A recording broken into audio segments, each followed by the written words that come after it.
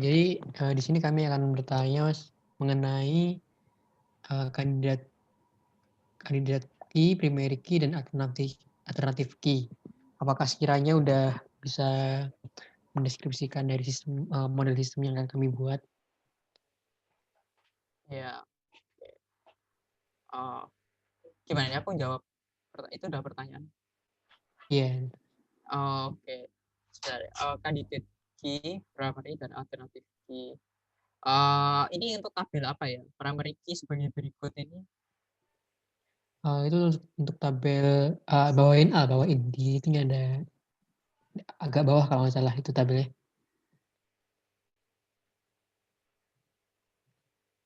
Nah ini di tipe hubungan bukan di bawahnya, lihat atasnya atribut dan domain atribut di situ. Kalau saya makanya dari sini sih, dari atribut dan domain atribut. Jadi ini yang mahasiswa, mana sih mahasiswa, nilai Agak mahasiswa, bawain bawah yang domain tipe hubungan ini tipe hubungan, uh, yang atribut dan domain atribut dari sini Mas, ya. saya makanya Mas. Ya, oke, atribut dan domain atribut. Oke, jadi kita kalau punya atribut ini. Oke, aku validasi di bagian mananya ini tipe datanya.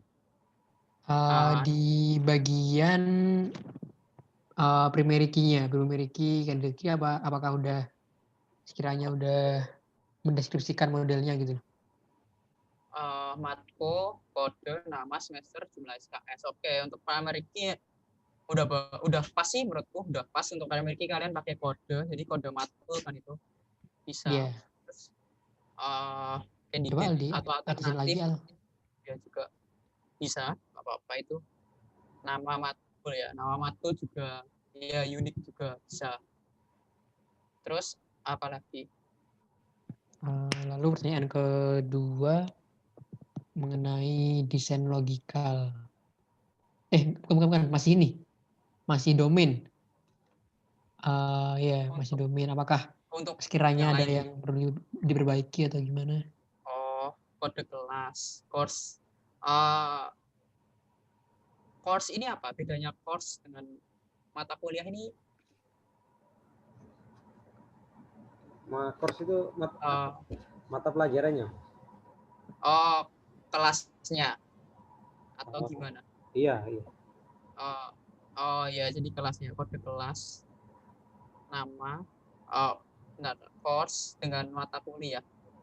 Bedanya apa ya? Saya nggak paham aku. Setiap mata kuliah pada setiap kelas. Kalau tadi mata kuliah itu nama mata kuliahnya aja berarti. Oke. Tidak. Ya, primary bisa course dengan kode kelas primary, nama juga bisa pastikan kandidat. Tapi pastikan ya namanya kalau mau kalian jadiin kandidat atau alternatif itu pastikan itu unik ya. Unik nggak keluar ya unik atau enggaknya.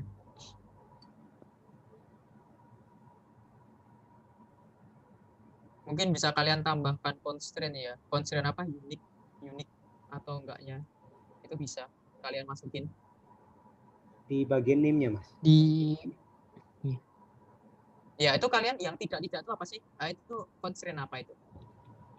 Ini null sama multi value. Null dan multi value. Oke. Ya.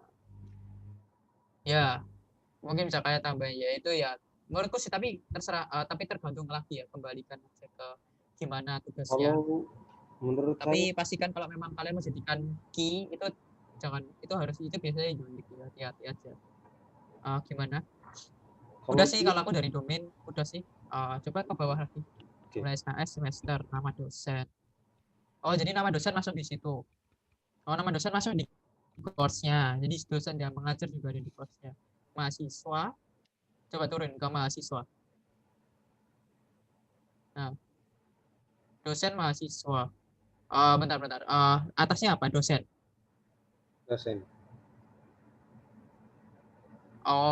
Jadi di course itu ada nama dosen mengampu ya. Iya. Oh, ah, iya.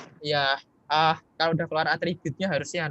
Ya, biasanya sih kalau kayak gini itu nanti nama dosen itu cuma diambil ID-nya aja sih, nggak langsung masuk varchar ya biasanya karena diambil ID-nya karena kamu udah punya tabel dosen itu biasanya. Kami nggak tahu sih kalian udah di mapping apa belum ya, harusnya udah di mapping sih. Kalau udah di mapping nanti munculnya gitu ya. Kalian uh, pakai modelnya pakai crossfit apa chance ya buat nge IRT-nya. Tergantung sih, kalau chance nggak kelihatan ya. Kalau crossfit pasti kelihatan. Nanti harus munculin foreign ID-nya semua ya. Biasanya nama dosen itu di foreign karena kamu udah punya tabel dosen sendiri gitu. Jadi nanti ada relationship antara dosen ke course kan, itu berarti. Nomor induk. Oke, nomor induk dosen bisa jadi primary. Habis itu nama gini. Biasanya ya kalau nomor induk dosen itu kan panjang, Oh ya kan? iya.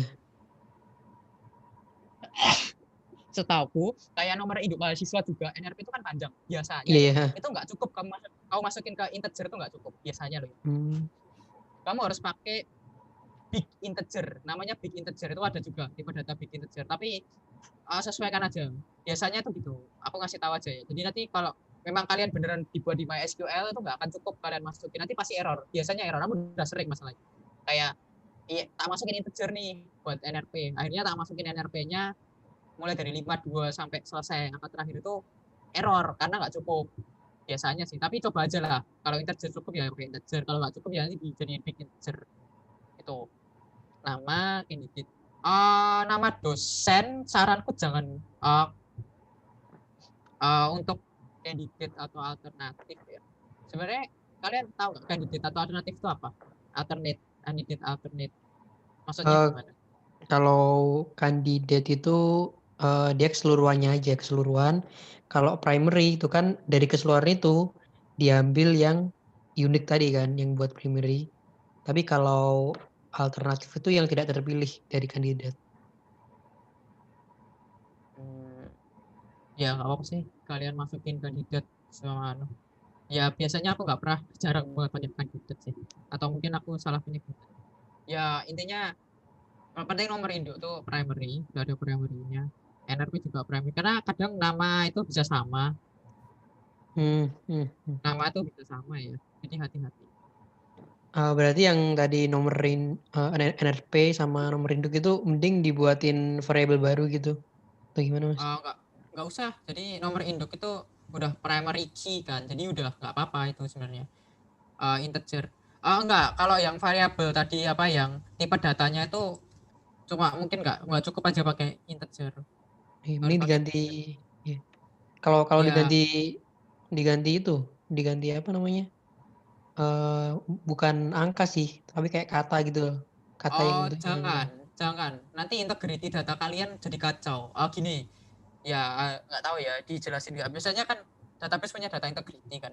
Kalau kalian uh, kalau kalian memang mau menyimpan angka, lebih baik primary key itu dalam bentuk angka, karena dalam tipe data integer atau tipe data number lainnya kan banyak tipe data number di dalam database. Kalian cari dan itu banyak, mulai dari number, float dan lain-lain, integer, big integer dan lain-lain itu banyak dan memang disediakan untuk menyimpan data yang panjang angkanya beda-beda. Tapi jangan disarankan itu jangan menggunakan varchar ataupun char, karena kenapa nggak pakai itu? Karena mereka bisa nyimpan white space. White space itu spasi itu loh. Itu bahaya kalau kalian sampai simpen hal-hal kayak gitu. Jadi lebih baik jangan. Jadi mending pakai integer aja. Oke.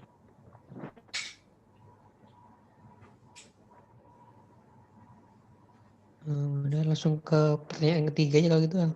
Ya, udah sih. Udah bagus kok itu, udah anu kok. Cuma paling penyesuaian sedikit-sedikit aja. Untuk pertanyaan ketiga, menurut Mas dari R diagramnya bagaimana?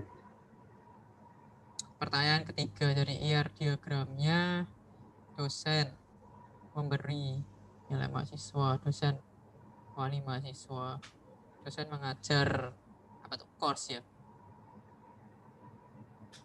Bawain mahasiswa Iya. memiliki nilai. Iya, terus mata kuliah kalian kemana? Tadi kan ada mata kuliah kan? Mata kuliah. Oh iya, sorry Mas. Mata kuliahnya itu masuk dalam course, Mas. Mata kuliahnya gimana? Mata kuliah itu masuk dalam course. Oh, masuk dalam course. Oke. Ya. Ya bisa sih. Bisa kok. Udah pas ya. Jadi kayak Untuk mahasiswa memiliki nilai mahasiswa, dosen wali, dosen memberi nilai, dosen mengajar. Ya bisa. kalau tipe hubungannya, Mas, maksudnya one to one, many to many-nya itu bagaimana? Oke, tipe hubungannya ya. Tipe hubungannya, mari kita lihat atasnya sedikit. Aku nggak kelihatan yang dosen. Dosen ke mahasiswa itu, dosen ke mahasiswa, satu mahasiswa hanya punya satu dosen wali, ya kan? Iya. Tapi satu dosen bisa punya banyak punya banyak mahasiswa, ya kan? Berarti artinya one to many, ya kan? One to many kan berarti. Terus setiap mahasiswa itu harus mandatory. Setiap mahasiswa itu harus punya dosen wali. Tapi maksimal di satu, karena mahasiswa itu cuma bisa punya satu dosen wali. Iya. At a time loh ya, maksudnya dalam satu waktu tertentu. Kecuali kalau ganti, ya kalau ganti kan juga nggak punya dua kan, tetap ganti kan artinya, tetap satu kan. Iya. Nah itu Oh iya. salah itu, Oh, ada iya. yang salah. Itu salah itu, masih aku lupa bacanya. Yang satu bintang itu buat apa ya? Jadi mahasiswa ya, mahasiswa ke dosen ya. Jadi Iya, mahasiswa menjaga tuh dosen. Iya. ya mahasiswa minimal 1, maksimal bintang, maksimal N kan berarti. Iya. Iya. Nah itu salah itu, harusnya minimal 1, maksimal 1. Oh iya iya. Yang itu hanya Nah, satu-satu ya benar-benar. tapi yang dosen itu benar. Dosen tuh minimal 0, maksimal N. Iya, benar. Bisa. Itu kamu salah di atasnya ya. Terus kemudian dosen ke nilai mahasiswa. Nah, dosen memberi nilai mahasiswa. Mahasiswa bisa di nilai mahasiswa ya. Dosen memberi nilai mahasiswa. Dosen memberi banyak nilai. Satu dosen bisa ngasih banyak nilai. Satu nilai cuma dari satu dosen. Berarti. Iya kan? Iya. Iya enggak? Bener enggak? Satu nilai. Ini kan nilainya kan, bukan mahasiswanya kan, nilainya kan. Berarti satu nilai yang diberi dosen itu cuma bisa dikasih dari satu dosen doang kan. Iya. Karena kan dia bergantung pada course-nya kan, pada matkul yang kamu ambil. Misalnya kamu ngambil SBD ya kan. SBD itu yang ngasih nilai cuma bisa dosen yang ngajar SBD. Nggak bisa semua banyak dosen ngasih nilai itu kan ke kamu. Iya. Nah, berarti perbaikin itu. Itu juga masih kurang tepat ya. Dosen nggak harus ke satu, karena mungkin dosen nggak ngajar, bisa jadi dosen pasif mungkin ya, nggak harus ngasih nilai, maksudnya kadang nggak ngasih nilai, jadi 0 sampai bintang.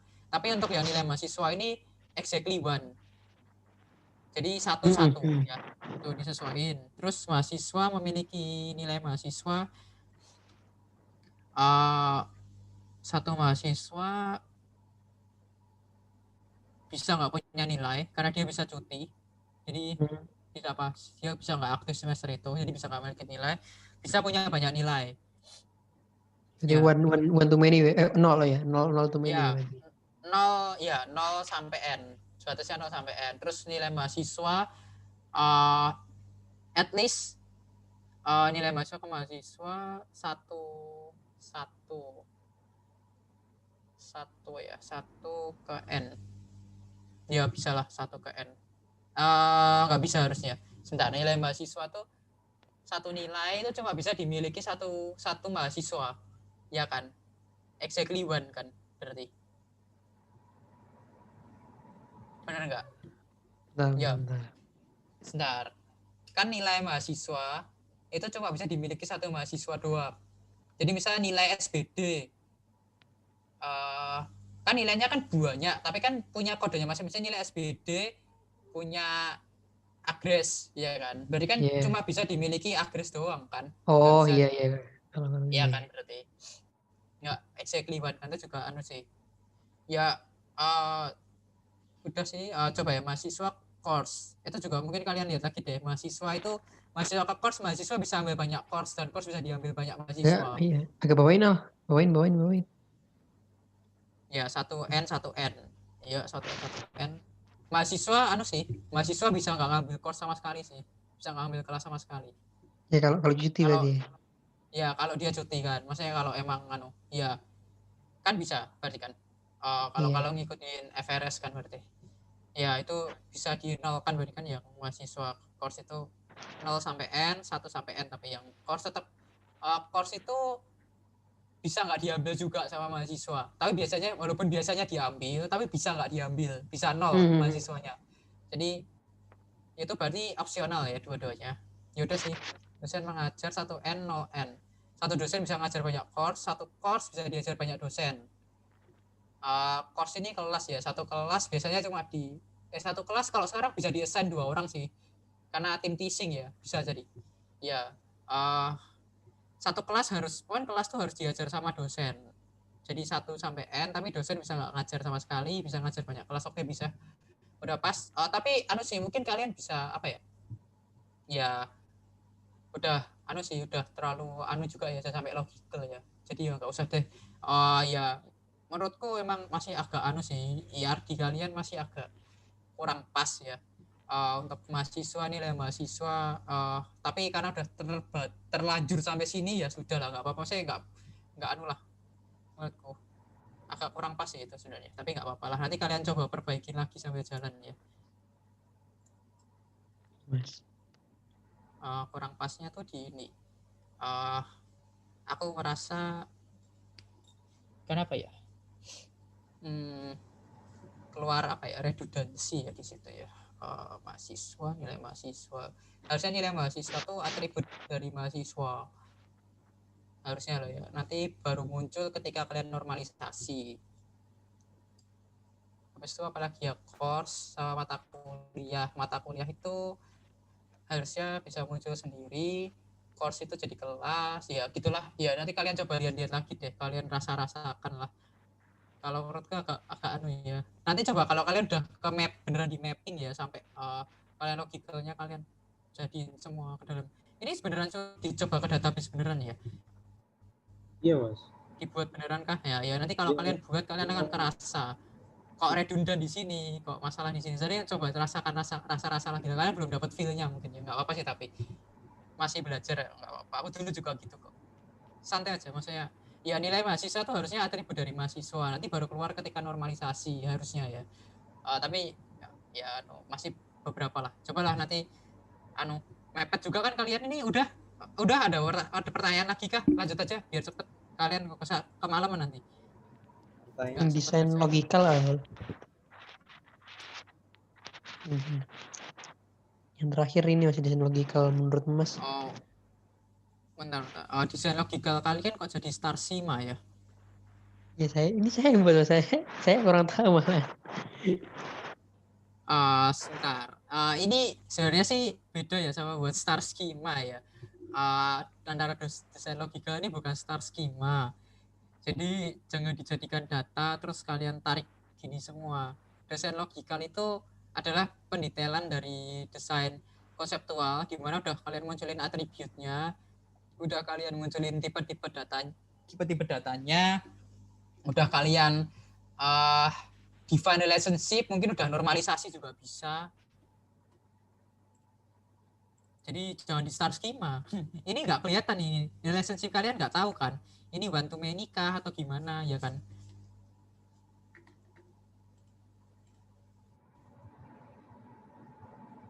Itu sih aku pendapatnya ya dari itu ya, karena aku lihat loh kok jadi start schema gitu.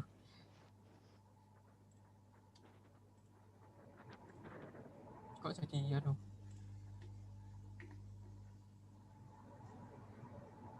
Jadi desain logikal itu kalau bedanya sama itu Mas, IR diagram itu gimana Mas? Ya itu IR diagram itu desain logikal. Oh, Jadi gini, ERD itu entity relationship diagram. Jadi itu tuh gimana ya? Itu tuh adalah diagram untuk menggambar salah satu satu diagram yang digunakan untuk menggambar database. Walaupun banyak caranya, bisa pakai class diagram dan lain-lain. Tapi ERD itu salah satunya, ya kan?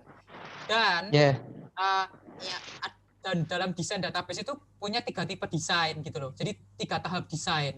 Ada pertama tuh konseptual, kedua logikal, dan ketiga itu fisikal. Dan kalian harus pahami, ini aku udah share 2 link, kalian bisa baca di situ. Jadi kayak sebenarnya apa sih konseptual itu, apa itu logika dan apa itu fisikal gitu. Kalian harus pahamin itu. Jadi apa aja sih yang bakal kalian buat dalam konseptual, apa yang buat kalian logika, dan kalian buat dalam fisikal. Kalau kalian nggak paham itu dulu, nanti pasti nggak paham. Jadi sebenarnya kalian ngebuatnya pakai ERD semua nanti sebenarnya. Ya, atau terserah kalian mau pakai ERD atau pakai class diagram, atau pakai ERD yang mana, yang change atau yang crossfoot, itu terserah kalian. Tapi penting intinya adalah kalian ngebuatnya tuh apa itu konseptual, logika dan fisikal tuh paham dulu. Gitu. Coba kalian akses linknya tadi. Jadi nanti kalian akan paham. Sebenarnya ini kurang tepat ya gambar ini. Sebenarnya kan dari kalian udah konseptual udah jadi kan. Nah, kalian lanjutin aja. Jadi konseptual tuh di-derive lagi, diturunin, dibuka semua, ditunjukin entity-nya, atributnya, data types-nya, terus kalian relationship-nya mungkin bisa kalian normalisasi. Jadi nanti mungkin bisa kalian tunjukin tabel matkul, bisa kalian tunjukin tabel course, bisa keluar nilai mahasiswa, dosen. Dan nanti relationship-nya bisa bisa pakai 2 cara, ada crossfoot, ada chance, terserah. Harusnya kalian diajarin juga ya. Kalau nggak paham tanya aja Kak Astos lah. Ini ERD-nya gambarnya pakai yang mana, crossfoot itu gimana, chance itu gimana. Nah, kalian coba tanya ke Astos ya. Jadi gimana?